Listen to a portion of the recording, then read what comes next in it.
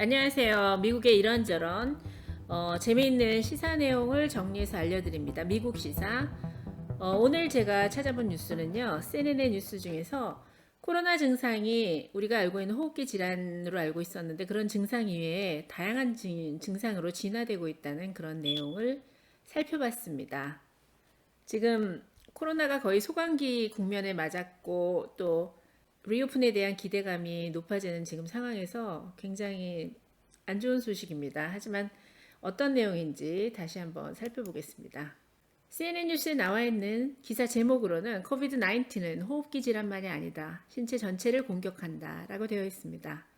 특히 우리가 알고 있기로는 기저질환이 있는 사람, 나이가 많은 사람한테 그 코로나 바이러스가 굉장히 그 사람들한테 많이 걸리고 아이라든가 아니면 젊은 사람한테는 의외로 그 발병하는 경우가 좀 발병률이 좀 낮다 이렇게 생각을 했는데 뉴욕에서 굉장히 많이 그 사례 보고가 되고 있는 것들 보면은 아이들도 완전히 안전하지는 않은 지금 많이 다양한 증상이 일어나고 있어서 지금 바짝 당국이 긴장하고 있는 것 같습니다. 자세한 내용 살펴보겠습니다.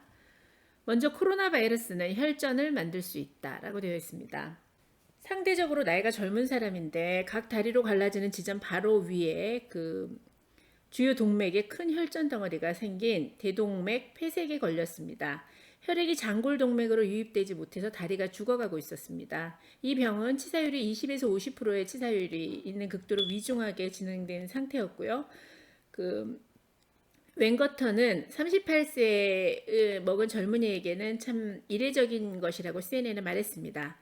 빠른 진단과 동맥을 열어 카테터를 이용해 혈전을 꺼내는 수술로 환자를 살렸습니다. 우리는 동시에 2명의 외과 의사가 동시 수술을 진행했다고 했습니다. 코로나 바이러스를 치료 중인 의사들은 특이하고 놀랄만한 증상들, 즉 신체 전역에 다양한 크기의 혈전들이 생기거나 심장 부전, 심장염과 면역 합병증 같은 것을 지금 보고 있다고 합니다. University of Florida 의대의 급성 수술팀 조교수인 닥터 스캇 브랑켄리치는 한 가지 신기하게 진화하고 있는 사실, 또 굉장히 화가 나는 사실 하나는 이 질환이 아주 다양한 방식으로 지금 표현되고 있다는 것입니다. 어떤 경우에는 환자의 호흡에 심각한 영향을 주다가도 다른 경우에는 여러 기관계의 기능장애로 발전되기도 합니다. 그리고 지금은 아이들에게 면역에 영향을 주고 있습니다. 내용 보시겠습니다. 또 하나는 코로나 바이러스는 여러 기관계의 기관 장애를 일으킨다. 우리 몸이 뭐 폐와 장기 아니면은 뭐 심장 이런 기관이 있지만 기관들이 또 여러 기관들이 같이 합해서 함께 기능하는 기관계가 있지요. 호흡계, 순환계, 뭐 신경계 뭐 여러 개가 있는데 지금 우리가 알고 있기로는 신종 코로나 바이러스는 호흡기 질환으로 알고 있는데 그거 말고도 순환계라든가 다른 기관계에도 영향을 미친다는 것입니다. 어떤 경우에는 환자의 호흡에 심각한 영향을 주다가도 다른 경우에는 여러 기관계의 기능장애로 발전되기도 합니다. 지금은 아이들 면역에도 영향을 주고 있는데요. 신종 코로나 바이러스가 호흡기 바이러스로 생겨난 반면에 몇몇 사람들에게는 신체 전체에 영향을 주고 있는 것이 명백합니다. 감염의 가장 분명한 증상은 전형적인 호흡기 증상으로 고열, 폐렴, 급성 호흡곤란 증상이 있는데요. 그러나 바이러스는 또한 어떤 기관들은 직접 공격하는데 가장 문제가 되는 것은 혈관 상피에 대한 공격으로 그 안에 비정상적인 혈액 응고를 만드는 것입니다. 일단 혈관에 커다란 혈전이 생겨서 혈관이 막히면은 어떤 기관이든 기능을 할 수가 없지요. 심장도 그렇고 뇌도 그렇고요. 그래서 지금 심각하게 받아들여지고 있는 면이 바로 이 면인데요. 웬거터는 코비드와 같은 바이러스는 국소 염증 반응을 일으켜 혈전성 문제를 가져온다고 합니다. 이는 동맥의 바이러스의 직접적인 공격 때문에 일어난다고 하는데요. 다른 의료팀들은 폐혈관 혈전뿐만 아니라 젊은 환자들에게서는 특이하게 스트로크를 보고한 적도 있다고 합니다. 스트로크도 결국은 뇌에 혈전이 생겨서 일어나는 현상이기 때문에 깊은 관계가 있겠죠. 그리고 이렇게 혈액 응고되고 그 다음에 다른 기관계에도 이렇게 기관장애를 일으키는 거 말고 또 우리가 굉장히 주목하는 것 중에 하나가 어린이의 면역 체계에 이상 반응을 일으키는 거예요. 세 번째는 어린이의 면역 체계가 과잉 반응하게 될 수도 있다. 라는 내용인데요. 코비드-19과 관련된 가장 놀라운 증상의 하나는 소화의 여러 조직계의 염증 반응이라고 뉴욕시장 빌 데 블라시오가 화요일 뉴욕시에서 52개의 사례가 보고되었다고 말했습니다. 뉴욕주 보건국은 이렇게 어린이의 면역계랑 관련된 코비드의 임상 사례를 100개를 조사 중에 있다고 합니다.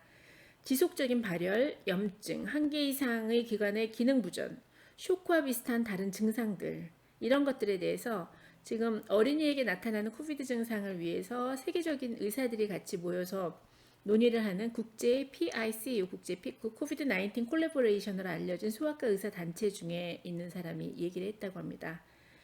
다른 경우에는 면역 단백질 폭발의 증상을 보일 수도, 우리가 사이토카인 스톰이라고 하는데요. 면역 단백질 폭발. 그게 면역 단백질이 몸에서 방출되는 게 그 정도가 심하면 이제 스톰이라는 표현을 쓴대요. 그 증상을 보일 수도 있는 반면 어떤 경우에는 쇼크를 보이기도 하고 가와사키병의 증상을 보이기도 합니다. 다른 지역의 경우 보스턴 아동병원 루마티스 의사인 닥터 메리 베트 소는 쇼크 현상이 안 나타나는 아이들은 가와사키병이 더 심하게 나타나며 가와사키병은 중간 정도의 동맥의 염증을 일으켜 심장을 망가뜨린다고 합니다. 의사들은 이 면역 단백질 폭발, 사이토카인 스톰으로 알려진 면역체계 반응에 의해 이런 증상 가와사키병이 나타난다고 하였습니다. 여러분의 면역체계는 바이러스에 과잉 대응할 수도 있고 이것은 염증 질환을 일으키기 때문에 과잉 반응으로 가와사키 비슷한 병이 나타난다고 뉴저지 포모나의 소아과 의사 닥터 글렌 버드닉이 CNN 뉴스룸에 언급하였습니다. 이상과 같이 우리가 이제껏 알고 있었던 그 코비드-19의 호흡기 질환의 전형적인 증상 이외에 굉장히 다양한 증상들을 보고하고 있어서 지금 의학계도 놀라고 또 지금 이 코비드-19에 대응하고 있는 당국도 굉장히 바짝 긴장하고 있습니다.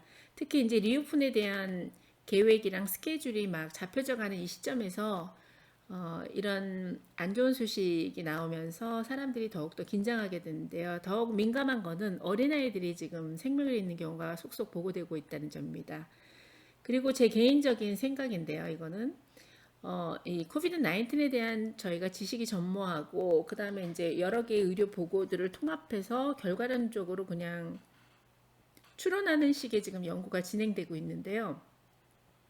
아무래도 이게 바이러스가 기생을 하다 보니까 기생하고 있는 이 숙주랑도 좀 연관이 깊은 것 같아요. 그래서 그 아시아나 각 지역마다 물론 그게 이전하고 트랜스퍼가 되면서 면역이 그 코비드-19 바이러스가 변이도 일어나고 또 뭐 여러 가지 증상이 바뀌기도 하지만 그 코비드-19 증상 그 바이러스가 숙주 기생을 하고 있는 그 숙주 그 사람이 어떤 사람인지에 따라서도 증상이 다르게 나타나는 것 같습니다. 예를 들어서 지난번에 제가 알려드린 그 기사에서는 흑인이 절대적으로 코로나 바이러스에 약해서 치사율도 높게 나타난다 이렇게 보고가 되고 있었죠. 그래서 마찬가지로 이것도 이제 서양에서 특히 또 서양에서 어떤 사람들에 따라서는 우리가 알고 있는 거랑 전혀 다른 증상으로 나타나는 거가 있는 것 같습니다. 그래서 일단은 이런 작고 증상도 변화가 되고 변이가 일어나고 막 이런 거로 봤을 때 백신 개발이 굉장히 조금 지연될 수 있다는 생각도 들고요. 그 다음에 치료제 개발에도 좀 난항을 겪지 않을까 그런 생각이 듭니다. 이상과 같이 코비드-19의 예상치 못한 다양한 증상에 대해서 알아봤습니다.